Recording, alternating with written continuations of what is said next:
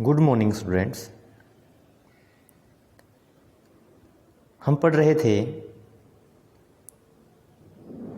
लोकतांत्रिक राजनीति भाग 1 अध्याय 4 संस्थाओं का कामकाज।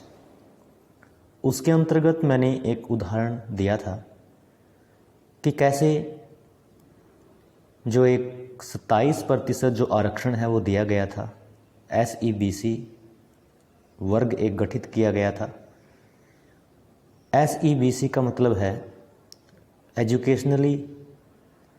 SEBC का मतलब है socially and educationally backward classes. जो सामाजिक और शैक्षणिक रूप से जो पिछड़ा वर्ग है उसका निर्माण किया गया और उनको 27% आरक्षण है वो दिया गया। तो अब देखते हैं कि ये निर्णय किसी एक व्यक्ति ने नहीं लिया, उस व्यक्ति ने नहीं लिया जिसके हस्ताक्षर उसके ऊपर थे। तो देखते हैं कि ये निर्णय लेने वाले लोग कौन थे और कैसे ये निर्णय लिया गया है।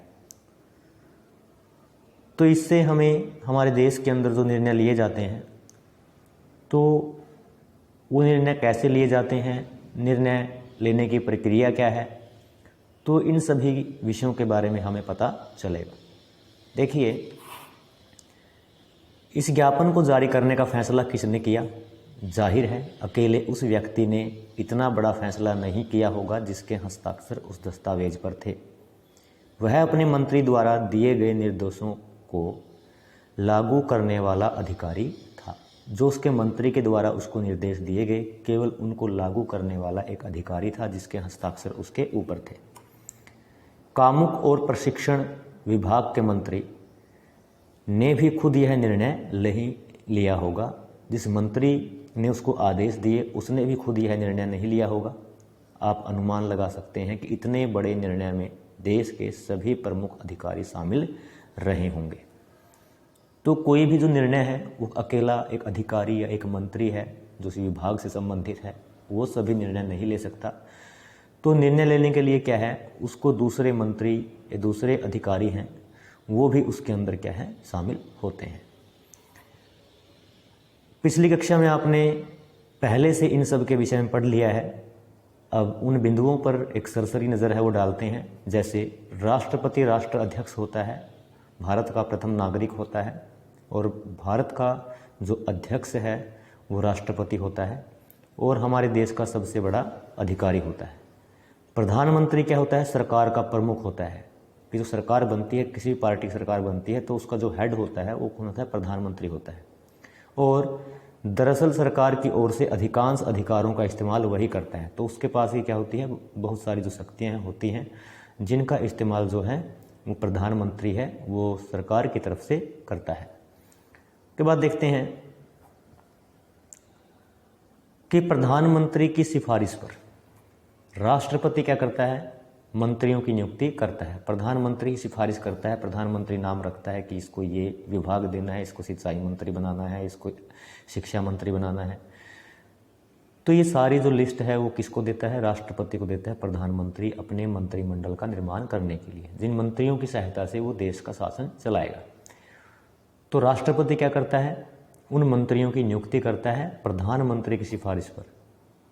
इनसे बनने वाले मंत्रिमंडल की बैठकों में ही राजकाज से जुड़े अधिकतर निर्णय लिए जाते हैं। तो मंत्रिमंडल की बैठक है वो क्या करती है? अधिकतर निर्णय हैं वो लेती है। संसद में राष्ट्रपति और 2 सदन होते हैं। तो संसद है, संसद का जो हेड है वो राष्ट्रपति है और उसके अंतर्गत 2 सदन होते हैं, लोकसभा और राज्यसभा। तो प्रधानमंत्री को लोकसभा के सदस्यों के बहुमत का समर्थन हासिल होना जरूरी है। कोई भी विधेयक जब लोकसभा के अंदर से पारित किया जाता है तो लोकसभा के आधे से अधिक जो सदस्य हैं वो उस विधेयक के पक्ष में होने चाहिए, तभी वो वहाँ से पास होता है। उसके बाद वो राज्यसभा में जाता है। राज्यसभा में भी यही एक प्रोसीजर है कि वहाँ भी आधे से अधिक जो सदस्य हैं वो उसके पक्ष में होने चाहिए, तब वो वहाँ से फिर राष्ट्रपति के पास उसके सिग्नेचर के लिए जाता है। तो राष्ट्रपति उसको एक बार वापस भेज सकता है, दोबारा फिर वही प्रक्रिया दोहराई जाती है, पहले लोकसभा में फिर राज्यसभा में। और अगर दूसरी बार वो राष्ट्रपति के पास जाता है तो राष्ट्रपति को उसके ऊपर सिग्नेचर करने पड़ते हैं, तब कोई भी विधेयक क्या है, कानून बन जाता है। देखिए, तो क्या कार्यालय ज्ञापन के फैसले के मामले में ये सब शामिल थे? इसके बारे में पता करते हैं। जो ये कार्यालय ज्ञापन आया था 27% आरक्षण का, क्या इस फैसले में ये सारे लोग शामिल थे? यही हम पढ़ने का प्रयास करेंगे या जानने का प्रयास अभी करेंगे। अब देखिए,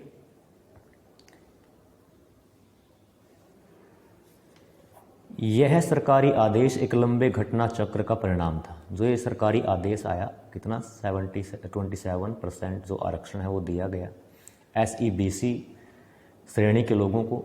तो ये कैसे आया, पूरी कहानी इसके बारे में जानते हैं। भारत सरकार ने क्या किया, 1989 में दूसरा पिछड़ी जाति आयोग है वो गठित किया गया। तो दूसरा पिछड़ी जाति आयोग गठित किया सरकार ने, और इसकी जो अध्यक्ष थे या इसकी अध्यक्षता BP मंडल ने की। यानी BP मंडल क्या थे, इसके अध्यक्ष थे। इसीलिए इसको आमतौर पर मंडल आयोग भी कहा जाता है। इस मंडल आयोग को सरकार ने जिम्मेदारी क्या दी कि भारत में सामाजिक और शैक्षणिक दृष्टि से पिछड़े वर्गों की पहचान करनी है, कि जो सामाजिक रूप से पिछड़े हुए हैं, समाज के अंदर जिनके साथ क्या है बुरा बर्ताव होता है, या शैक्षणिक दृष्टि से जो ज़्यादा पढ़े लिखे नहीं हैं, तो ऐसे लोगों की क्या करनी है, पहचान करनी है। और उनकी पहचान के लिए जो मापदंड है वो तय करने हैं कि कैसे उनकी पहचान की जाए, किन लोगों को इस श्रेणी में रखा जाए। और ये सब करने के पीछे क्या है, और उनका पिछड़ापन दूर करने के लिए उपाय बताने का जिम्मा है वो सौंपा गया कि कैसे इनके पिछड़ेपन को दूर किया जाए। तो ये जिम्मेदारी किसको सौंपी गई, मंडल आयोग को सौंपी गई। इस आयोग ने क्या किया, 1980 में अपनी सिफारिशें दी, मतलब अपनी जो सुझाव हैं वो सरकार को दिए, अपनी रिपोर्ट सरकार को सौंपी। और आयोग द्वारा सुझाए गए उपायों में से एक सिफारिश थी, सरकारी नौकरियों में सामाजिक और शैक्षणिक दृष्टि से पिछड़े वर्गों के लिए 27% या 27% आरक्षण का जो प्रावधान है वो किया जाए।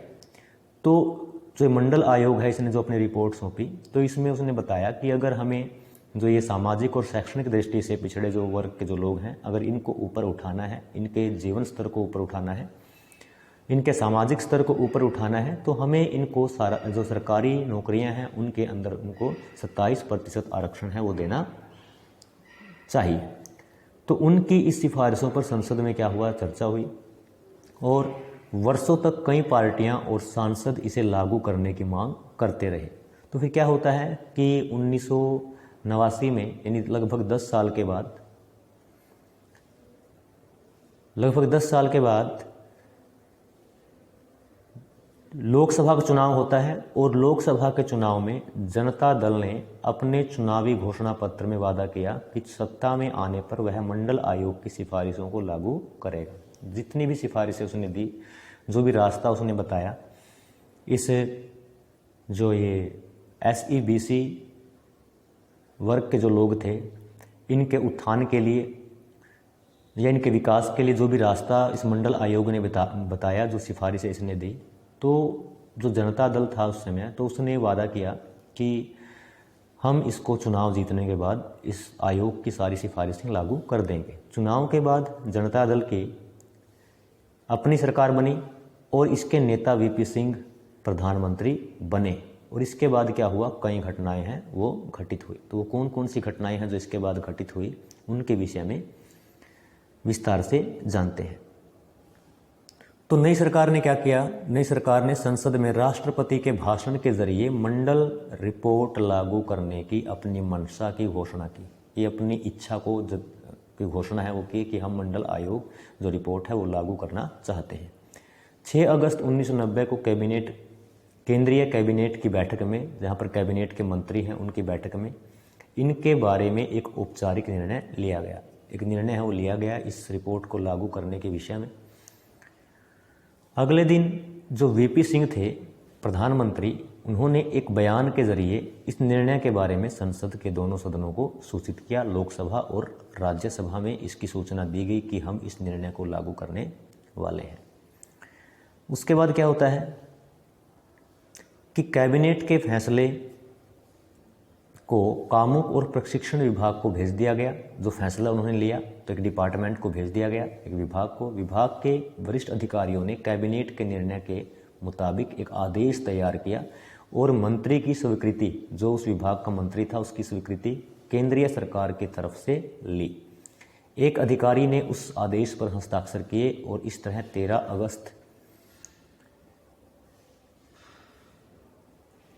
अगस्त 1990 को, जिसके विषय में हम पढ़ रहे हैं कि 13 अगस्त 1990 को OM नंबर, एक नंबर होता है किसी भी सरकारी आदेश का, वो कितना है 36/012/31/90 तैयार हो गया। और अगले कुछ महीनों तक यह देश का सबसे ज़्यादा चर्चित मुद्दा बन गया। सभी अखबार और पत्र पत्रिकाओं में इस मुद्दे पर तरह तरह के विचार आए, बहस चली। इसके चलते कई प्रदर्शन और जवाबी प्रदर्शन भी हुए। कुछ लोग ऐसे थे जो इस 27% आरक्षण के पक्ष में थे, कुछ ऐसे थे जो इस 27% आरक्षण के पक्ष में नहीं थे। तो ये जो घटनाएं हैं वो देश के अंदर होती हैं, प्रदर्शन होते हैं इसके विरोध में, कुछ इसके पक्ष में। इनमें से कुछ हिंसक भी थे, कुछ ऐसे भी थे जिसके अंदर क्या है, मारपीट है, हिंसा के कुछ छुटपुट घटनाएं हैं वो भी होती हैं। इससे नौकरियों के हजारों अवसर प्रभावित होने वाले थे। इसलिए लोगों की प्रतिक्रिया बहुत तीखी थी, क्योंकि उस समय हमारे समाज के अंदर केवल 3 ही वर्गों में समाज बटा हुआ था। जनरल था, उसके बाद आता है आपका SC अनुसूचित जाति और ST अनुसूचित जनजाति। लेकिन ये तीसरा जो वर्ग है उसके बनने से जो ये तीनों वर्ग है, अब पहले क्या मान लीजिए कोई एक रोटी है और एक रोटी के जो हिस्सेदार है वो क्या है 3 लोग हैं, तो उनमें क्या है वो तीनों में बटेगी। और अगर एक रोटी है और उसके हिस्सेदार क्या है 4 लोग हैं, तो अब ये 4 वर्ग बन गए थे। तो जितने भी 100% जितनी भी नौकरियां थी तो उनको अब 4 भागों में बांटना था। तो जो ये 3 वर्ग के लोग थे जो पहले थे, तो इनकी जो प्रतिक्रिया थी इस 27% आरक्षण के खिलाफ काफ़ी तेज थी, या काफ़ी तीखी प्रतिक्रिया इन लोगों की थी। कुछ लोगों का मानना था कि भारत में विभिन्न जातियों के बीच इससे क्या होगा, असमानता के कारण ही नौकरियों में आरक्षण जरूरी है। और कुछ का मानना था कि इससे उन लोगों को बराबरी में आने का मौका मिलेगा जो आज तक क्या है समाज के अंदर पिछड़े हुए हैं, या उनके साथ क्या है समाज में बुरा बर्ताव हो रहा है। तो इससे उनको सरकारी नौकरियों में अभी तक जिनको उचित जो प्रतिनिधित्व है वो नहीं मिल पाया था, जिनको सरकारी नौकरियां हैं वो सही तरीके से उनको नहीं मिल पाई थी, तो उन लोगों को क्या होगा, इसका फ़ायदा होगा। दूसरे पक्ष के जो लोग थे उनका मानना था कि इस निर्णय से जो पिछड़े वर्ग के ही नहीं उनके अवसर भी छीनेंगे। तो इससे क्या है कि जो उनके अवसर है वो भी छीनेंगे, क्योंकि उसमें से जो उनकी नौकरियां हैं उनमें से एक हिस्सा निकाल करके इनको दिया जाएगा। अधिक योग्यता होने पर भी उनको नौकरियां नहीं मिलेगी। कुछ लोगों का मानना था कि इससे जातिवाद भी बढ़ेगा, जिससे देश की प्रगति और एकता पर असर होगा। यह निर्णय अच्छा था या नहीं, इस अध्याय में हम इस बारे में बात नहीं करेंगे कि ये निर्णय सही था या गलत था। इसके बारे में इस अध्याय में हम नहीं पढ़ेंगे। हम इस उदाहरण को यहाँ सिर्फ यह समझाने के लिए बता रहे हैं कि देश में जो प्रमुख निर्णय लिए जाते हैं वो कैसे लिए जाते हैं और उन्हें कैसे लागू किया जाता है। फिर इस विवाद का निपटारा किसने किया। जो ये विवाद पैदा हुआ कि जो लोग इसके खिलाफ थे, जो इस आरक्षण को नहीं चाहते थे, कुछ लोग ऐसे थे जो इस आरक्षण का समर्थन कर रहे थे, कुछ लोग ऐसे थे जो इस आरक्षण के पक्ष में नहीं थे, तो ये एक बड़ा विवाद है वो खड़ा हो जाता है। तो आप जानते हैं कि सरकारी निर्णय से उठने वाले जो विवाद है, कोई भी विवाद है, सरकार ने कोई निर्णय लिया और उससे कोई विवाद है जब वो खड़ा होता है तो उसका जो समाधान है वो कैसे किया जाता है। तो भारत में सरकारी निर्णयों के खिलाफ जो आवाज़ उठती है, जो विरोध होता है, जो विवाद होता है, उसका निपटारा सर्वोच्च न्यायालय और उच्च न्यायालय करते हैं, सुप्रीम कोर्ट और हाई कोर्ट। इस आदेश के विरोधी कुछ लोगों और संस्थाओं ने अदालतों में कई मुकदमे दायर किए। कहीं कहीं की जो अदालतें थीं उनके अंदर क्या है, बहुत सारे जो मुकदमे हैं इस आदेश के विरोध में दायर किए गए। उन्होंने अदालत से इस आदेश को अवैध घोषित करके लागू होने से रोकने की अपील की। भारत के सर्वोच्च न्यायालय ने इन सभी मुद्दों को एक साथ जोड़ दिया। अब क्या है कि अलग अलग जो अदालत में इस